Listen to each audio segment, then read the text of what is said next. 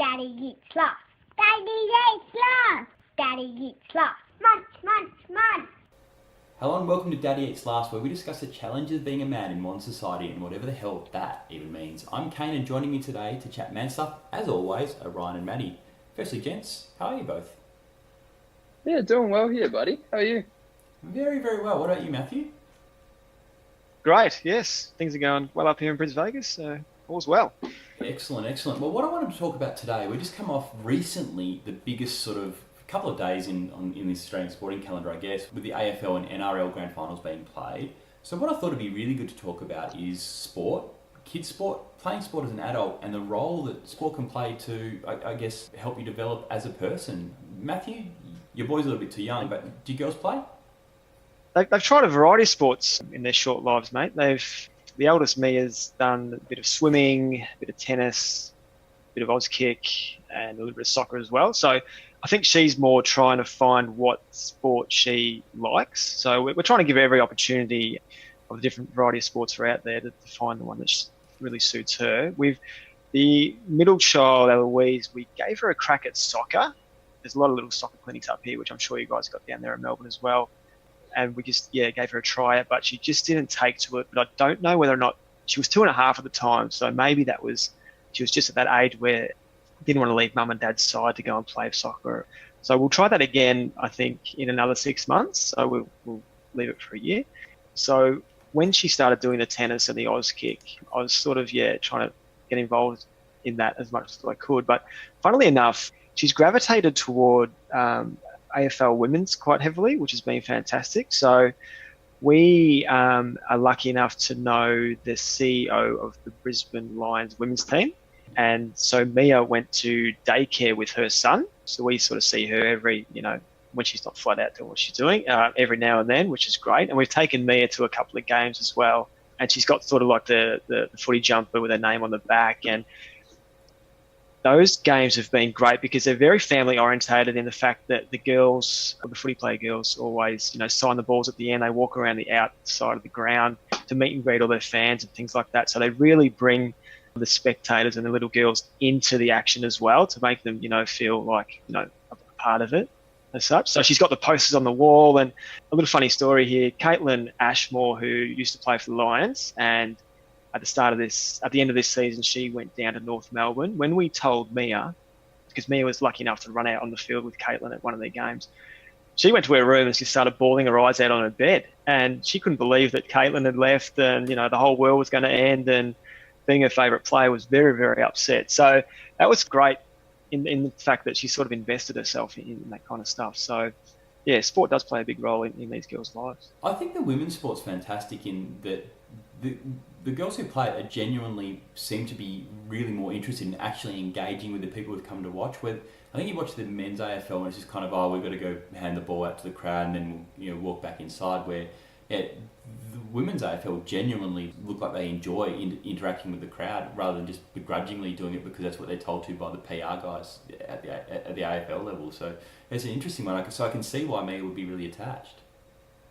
Yeah, they were staying out there for ages post-match, just signing everything, to the fact where they're like the officials were saying, girls, come on, you've got to get off the ground, get in the change rooms. But, it was never any too much trouble for the girls to get a photo or, sign the jumper or that kind of thing. So, you're right. They just do, they just interact with the kids fantastically. Whether or not that's because it's still small and it's in its sort of grassroots phase. But, compared to like the men's, which is, completely different. But, I think it's good for the little girls to have these kind of role models as well.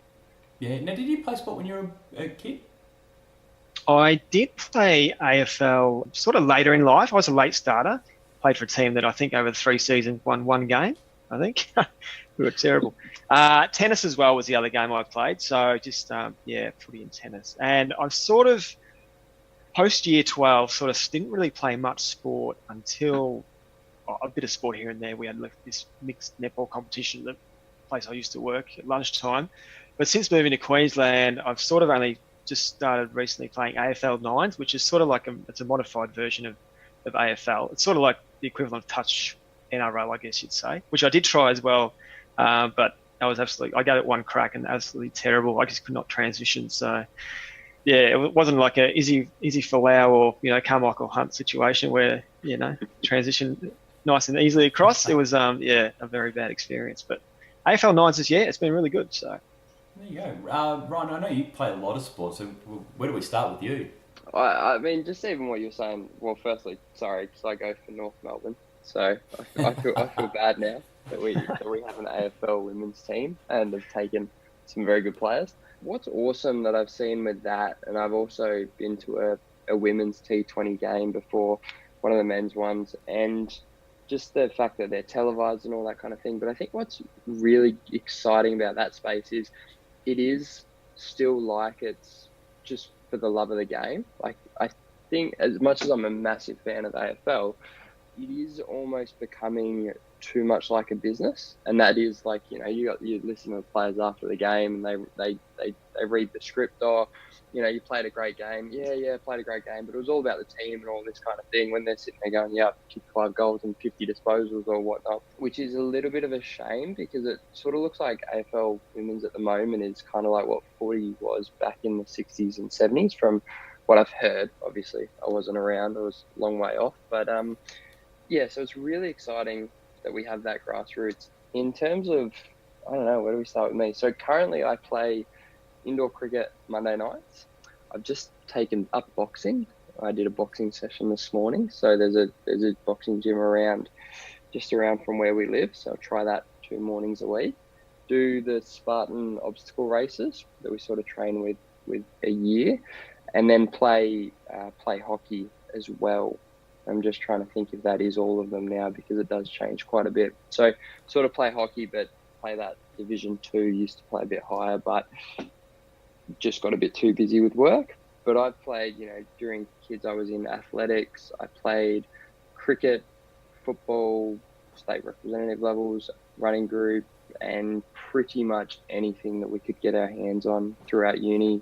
Mixed netball, volleyball, heap of social sports. So a little bit obsessed whenever I get a chance. Now, the interaction, Ron, you're obviously in the arena of health. The interaction between obviously physical activity and children, and I guess obesity and things like that, is really important as well as one aspect of kids playing sport. So I was reading the other day that they wanted to cut down the time for school holidays because they thought that the school holidays led to obesity, which I think would have to be factually inaccurate. But that linkage between kids' sport and exercise and mental development, that's a real thing, isn't it? Oh, insanely.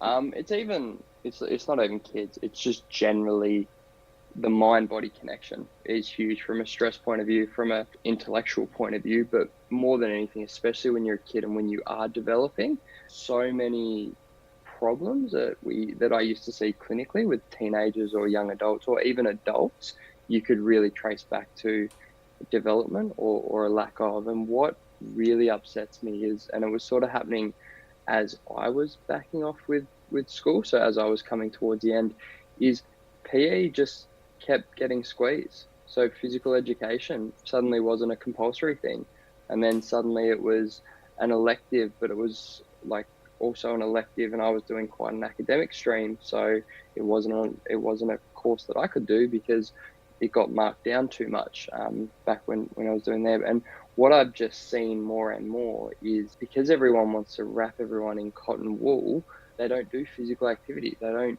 fall off a monkey bar and actually, you don't want to break a bone, but those falls and bumps and that actually strengthen your bone, provided that you don't break them or whatnot. But it's those little things that help develop, and we don't, it's just something that I don't see happening a lot. And I mean, what is factual is that obesity is rising, especially in children. Yeah, and I guess that's a physical aspect. I borrowed a book from the local library. It's by Steve Biddulph, it's called The New Manhood, and it's really talking about the mental aspect of a lot of things to do with, I guess, men's health. And part of that was the link for especially young boys when they're growing up to adolescence, where they get to around 13 and 14 and they disengage from their dad. And it really, I saw Eddie Maguire at the AFL Grand Final with his 2 sons, and it really struck me that they're at that sort of age where they'd be really easily led astray, like if they didn't have the right sort of role models around them. And I was just thinking, when Eddie Maguire's taking the football, and he's obviously got a lot of strong role models in their lives, while they probably won't really go to their father for things, and this is one of the topics in this book, while they won't go to their father to discuss things, they'll happily talk to, say, an uncle or a sporting coach or something like that. So sport can play a really important role if you have the right coach in place to actually help develop, especially young boys' mental health and the ability to talk to other men sort of longer term as well. So I really think that kids sport and maintaining kids sport, especially for boys who aren't as good at opening up generally, is a really important aspect of just kind of becoming a rounded person longer term as well. And I understand that sport's not for everyone. For somebody who sport isn't the right thing for, there are other ways of facilitating that. But yeah, by and large, if your kid's really into sport, I'd certainly be encouraging that and bending over backwards by taking them to X and Y if possible to enable them to do that. I think it's a good opportunity for kids as well to interact with other kids their own ages, and just like you said, Kane, if especially maybe for kids who don't have a dad, that sport is a great way for them to sort of not find a replacement dad, but as you said, have those male sort of role models around them, or people that they can discuss things with that they might not have in their own household, whether they have a dad or they don't have a dad. If they're not, like you said, on great speaking terms with their dad, they've still got someone else to bounce those things or questions off, whilst they're growing up and through adolescence onto, adult life. Yeah, you'd probably ideally have male teachers involved in most schools as well, but in that absence, almost inevitably in most sporting codes, especially if it's young boys playing, the coach will be male. So yeah, inevitably there's some sort of role model there, and hopefully they're a good role model if they're being put into a coaching role to, just guide those kids through, especially that hard time between sort of 14 and early 20s for boys, and it's maybe slightly younger for girls. But man, it's an odd old time when you're kind of becoming a man in inverted commas through that age group. That's probably what I'm looking forward to least. That sort of age group. Once my little fella gets to that's when it gets hard.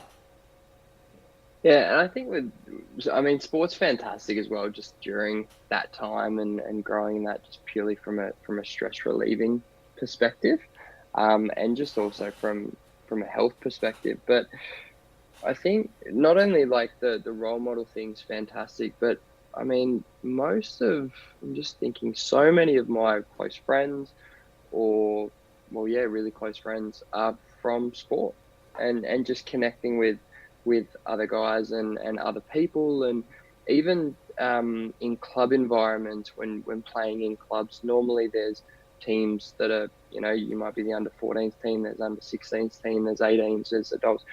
You generally will get a little bit of interaction with that as well. So you just kind of find people out through there. But yeah, I'd have to say that most of my guy friends have some form of sporting connection, I would say. And, even getting to that Eddie Maguire sort of 14, 15, where his kids are at, growing up as well, at that age, sport, and probably still today, sport is about the closest link that me and my dad have on connecting. So it also can be a good facilitator to actually keep, I guess, even though you'd necessarily, like what that book's saying, you won't go to them or whatnot, but it can just be good to have a common ground, because you probably, when you are going through that 14, 15 or up into the early 20s and that, and you're going, no one understands me, etc., just having a few things that is universal amongst people can be very helpful. And I think sport is one of those beautiful things that actually brings people together. Yes, obviously you can have bad environments, and there are bad things that do happen with sports and let us trip tray and all that kind of thing. But on a whole, it's very good to bring people together in a positive way, I think. You're right. It's a common ground that you can share with people.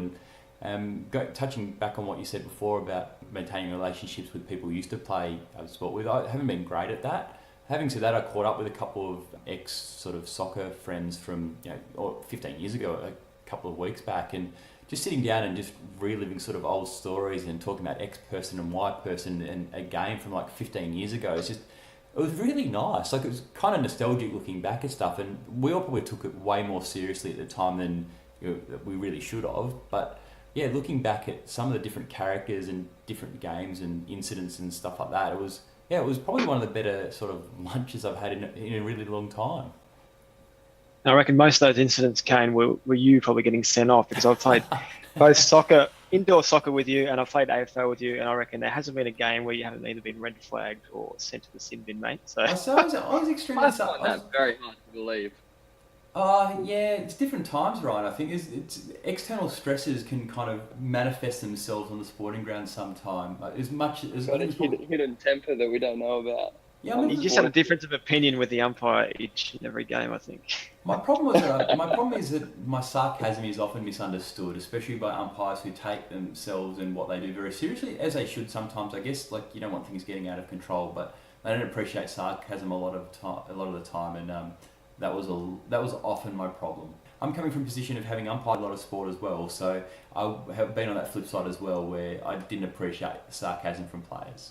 Well, that's fair enough. So are you playing any sport now, or how have you found, I guess, both of you guys, how have you found, because it is one thing that I'm massively worried about, in that when I have kids, obviously you become very time poor.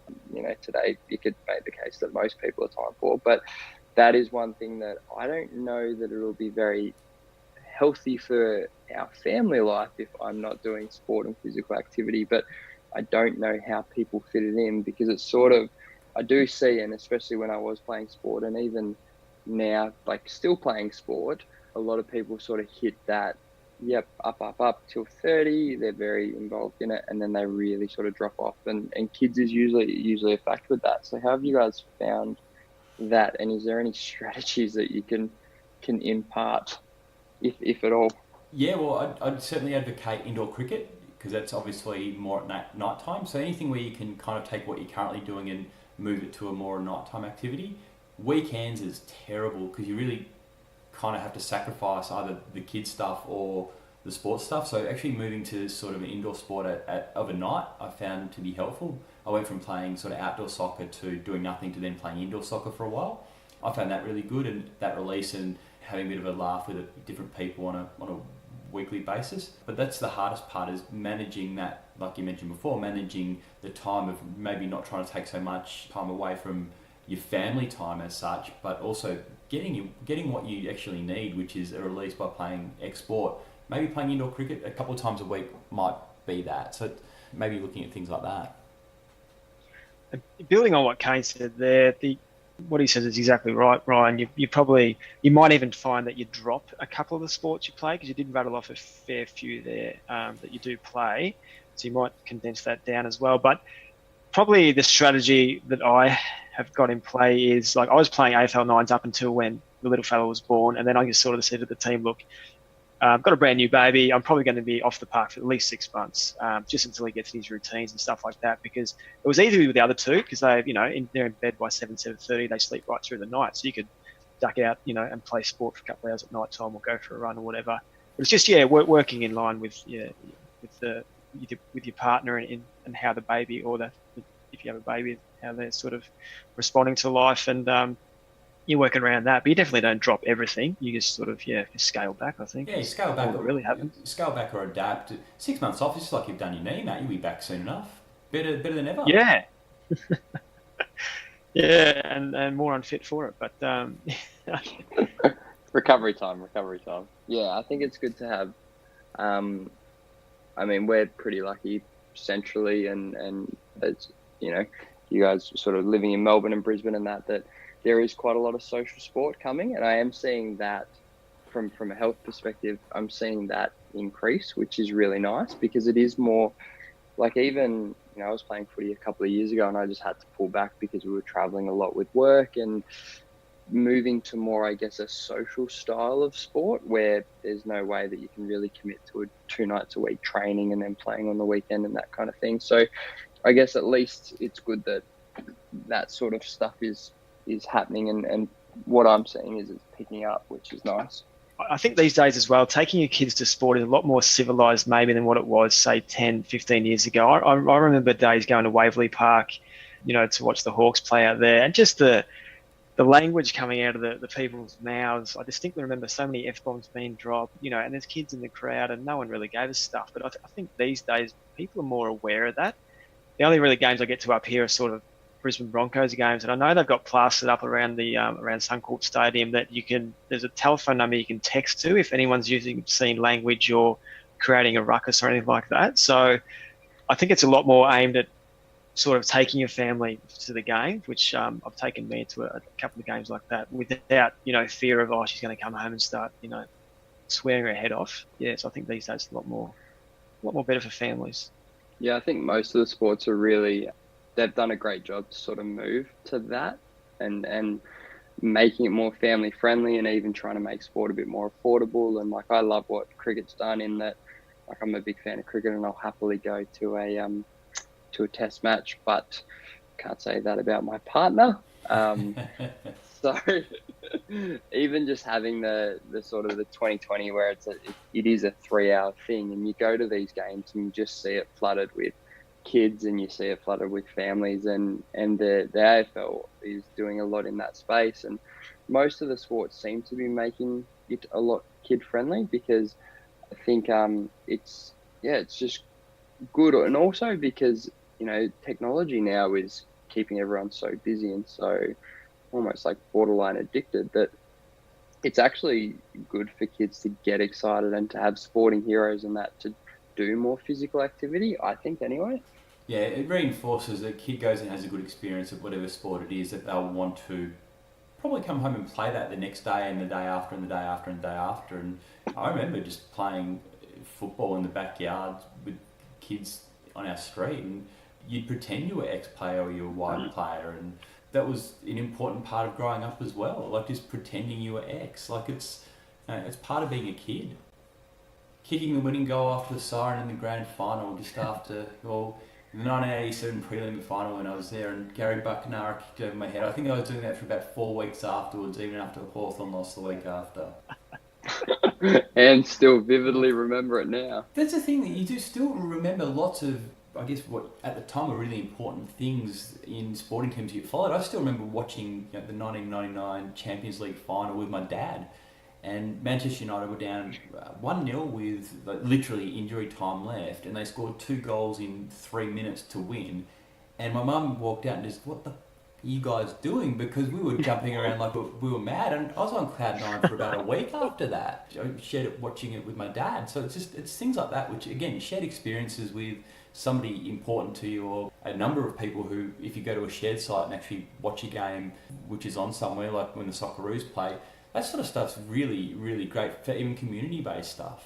It certainly brings everyone together, doesn't it? These kind of events like AFL, NRL, soccer, whatever it might be, even the Olympics, Com Games. It's enjoyed with a lot of people.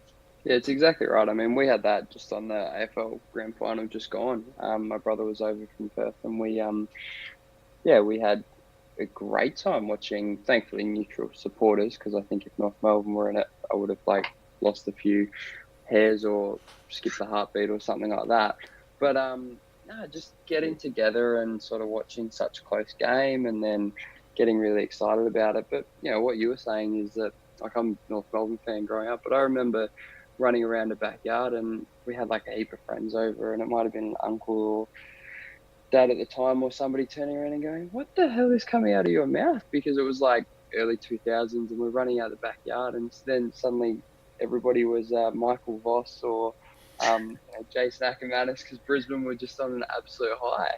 And I sort of look back on that now and go, oh, that's a bit embarrassing. But it is, cause, and you, we would just play for hours straight, which is something that you don't really forget, but it's just good for general physical development, I think, is the beauty of sport. And more what I'm liking seeing is that, in our hockey, because it is a little bit more social, there's actually some father-son combos that are playing, and and then following us, there's usually a over 35s game or whatever it happens to be. But just seeing that's pretty exciting.